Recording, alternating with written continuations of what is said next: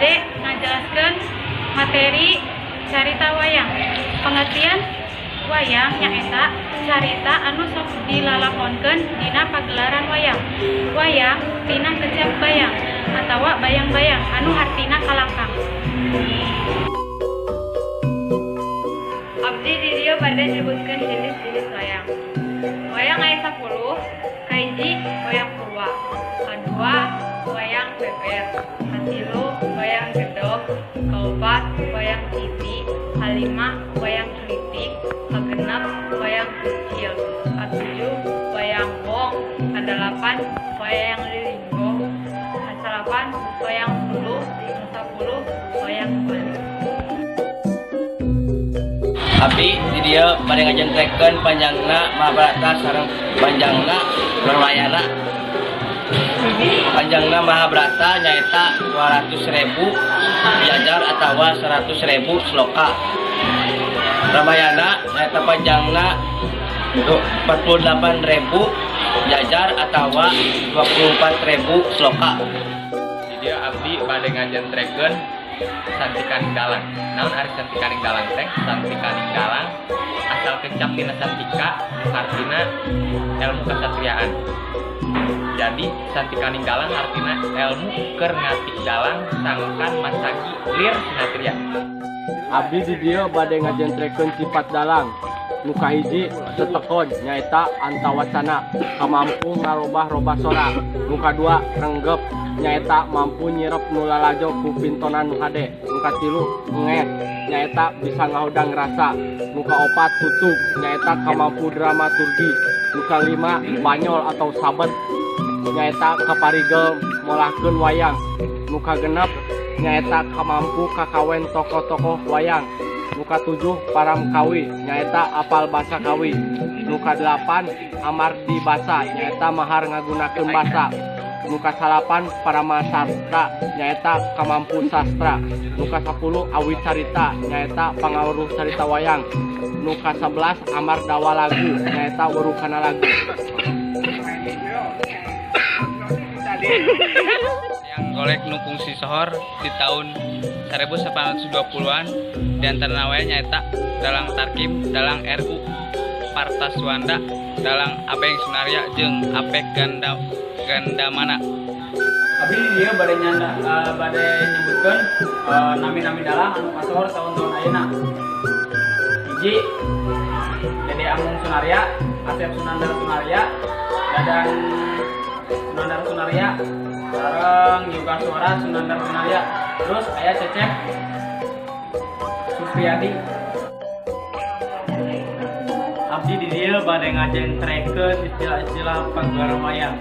Anu kahiji dua nyaeta suluk muka, nu kadua nyandra nyaeta deskripsi, anu katilu nyaeta taktawen, nyaeta pamanis atau papantes dina ngadalang. Anu kaopat nyaeta antawacana nyaeta catur wayang sami sareng jalong. Sila Mahabharata. Prabu Nawusta nganurunkeun Prabu Yayati. Prabu Yayati nganurunkeun Prabu Yadawa jeung Prabu Kuru nganurunkeun Prabu Dasanta, Barata, Pratipa, Hasti jeung Prabu Kuru. Dewi Gangga nikah jeung Prabu nganurunkeun Dewa Brata. Dewi Durgandini nikah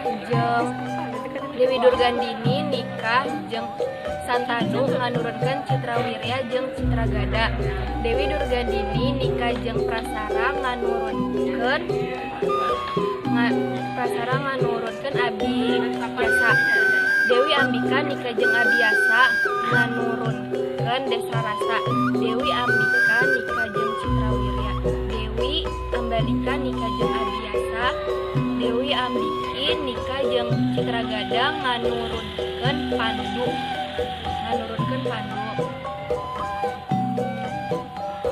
Dewi Gendari nikah jeung Desarasa nganurunkeun Kurawa. Dewi Kunti nikah jeung Pandu nganurunkeun Yudhistira, Bima jeung Arjuna.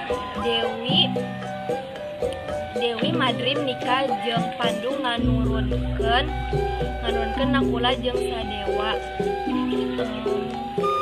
Arjuna jeung Dewi Subadra nikah nganurunkeun Abimanyu. Dewi Utari nikah jeung Abimanyu nganurunkeun Dewi Utari nikah jeung Abimanyu nganurunkeun Parikesit. Yudhistira nikah jeung Drupadi. Terus Bima nikah jeung Arimbi. Sila Ramayana baca Deweda nurunkeun Danuja jeung Danuwati nikah ka Sumali nurunkeun Sukesi jeung Hasta. Danuja nurunkeun Dewi Malawa jeung Danupati. Dewi Malawa nikah ka Danupati nurunkeun Dewi Kunjung. Bana Putra jeung Awet Jangka.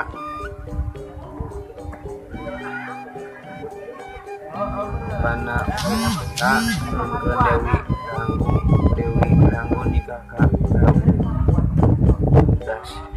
Dasta nurunkeun Rama. Prabu Jangka nurunkeun Dewi Sista. Rama nikah ka Dewi Sista nurunkeun Kusuma jeung Lawa.